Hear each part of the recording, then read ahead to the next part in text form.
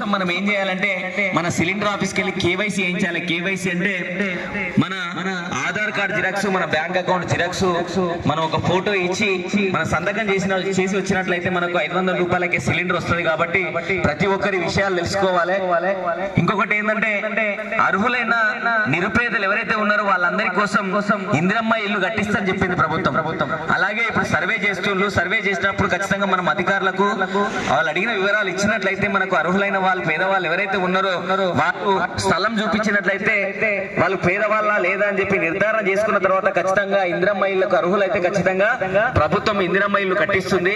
దాని గురించి ఎవరు కూడా చింతించాల్సిన అవసరం లేదు. ఇంకొక విషయం ఏంటంటే ప్రభుత్వం దశల వారీగా ఈ ఇందిరమ్మ ఇల్లు కట్టుకోవడానికి డబ్బులు ఇస్తుంది. కాబట్టి అధికారులు వచ్చినప్పుడు మన వివరాలన్నీ ఖచ్చితంగా తెలియజేసి మన ఇంటి లోపల ఎంతమంది సభ్యులు ఉన్నారు ఆ వివరాలన్నీ ఖచ్చితంగా వాళ్ళకి ఇచ్చినట్లయితే ఇందిరమ్మ ఇల్లు వచ్చినప్పుడు ఖచ్చితంగా వాళ్ళు ఇస్తారు.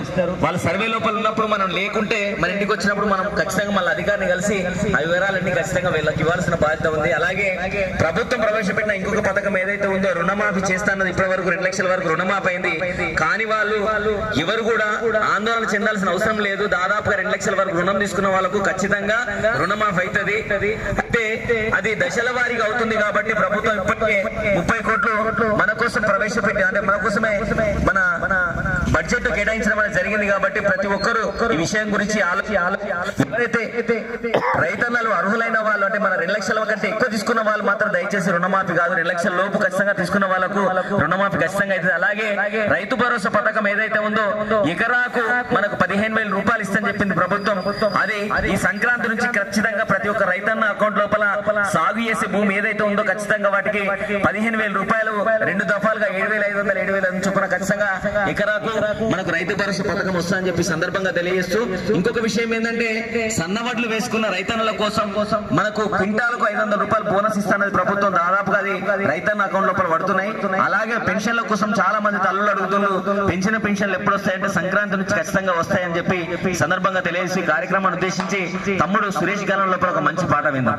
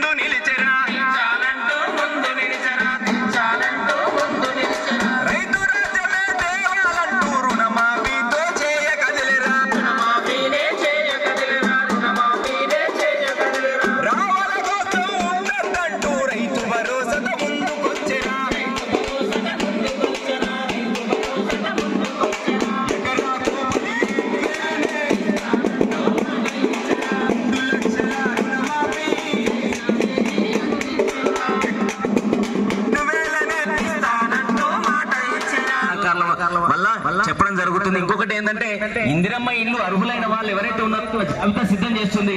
అధికారులు ఉంటారు, ఇంటికి వచ్చినప్పుడు సవివరాలు అన్ని ఖచ్చితంగా మనకు తెలియజేసి అర్హులైన వాళ్ళు తీసుకోవాలని చెప్పడం జరుగుతుంది. ఇది ఏంటంటే అవగాహన కార్యక్రమం. ఏదో అధికారులు వచ్చినప్పుడు వాళ్ళని అడగకుండా మేము వచ్చినప్పుడు మాకు ఏ లేరు వాళ్ళు ఏ లేరు ఈ లేరు అంటే మనం చేయడానికి ఏముండదన్న. అంటే జలకు ఒక విషయం, మీకు ఉచిత బస్సు ప్రయాణం ఉంది. ఉచిత బస్సు ప్రయాణం అనేది ఆడబిడ్డల కోసం ఎంతో ఉపయోగకరమైనది. ఎందుకు ఉపయోగకరమైందంటే మన పిల్లలు చదువుకోవడానికి జగిత్యాల ఒక ఆధార్ కార్డు చూపిస్తే సరిపోతుంది బస్సులోకి వెళ్ళడానికి. ఇంత ముందుకి గంటలు గంటలు బస్ స్టాండ్ పడి పాసుల కోసం వెయిట్ చేస్తుంది. ఇప్పుడు అట్లాంటి పరిస్థితి లేదు. మన పిల్లలు ఆడపిల్లలు ఉద్యోగం చేస్తారు. వాళ్ళు ఏంటంటే ఎక్కడికో కరీంనగర్ జిల్లాకి వెళ్ళి అల్లమట్టికి వచ్చారు. అంటే ఈ ప్రవేశపెట్టిన పథకం అనేది ఎంత ఉపయోగకరం, ఎంత ఆమోదయోగ్యమైన విషయాలు మనం తెలియజెప్పడం జరుగుతుంది. 200 యూనిట్ల వరకు కరెంటు కాల్చుకుంటే 200 యూనిట్ల వరకు కరెంటు కాల్చుకుంటే మనకు ఉచిత కరెంట్ అని చెప్పింది ప్రభుత్వం. 200 యూనిట్లు అనేది అది ఎట్లా ఆ వివరాలు వాళ్ళు అడిగిన వివరాలు మనం తెలియజెప్పాలి. మన ఇంటి కరెంటు మీటర్ నంబర్ జిరాక్స్ పెట్టాలి.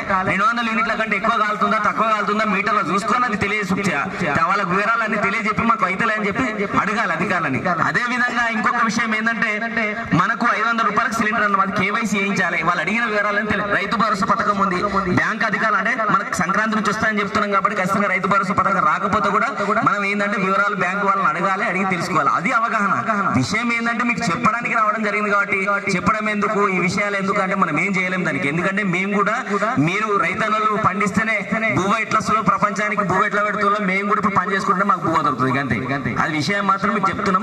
ఈ విషయాల మీద మీ అందరికి అవగాహన కల్పించడానికి వచ్చినాం కాబట్టి అధికారులు వచ్చినప్పుడు మన ఇంటికి వచ్చినప్పుడు ఏదైతే సమగ్ర కుటుంబ సర్వే చేపట్టినప్పుడు వాళ్ళ వివరాలు ఎట్లిచ్చిందో అట్లనే ఇందిరమ్మ ఇళ్ల గురించి కానీ ఏదైనా 6 గ్యారెంటీలు రాని విషయాలు కానీ అవన్నీ అధికారులు తెలుసుకొని మీరు మీ ఇంటి లోపల ఏ వివరాలు ఇవ్వాలో మనకు సంబంధించిన కుటుంబ సభ్యుల వివరాలను తెలియజెప్పాలి.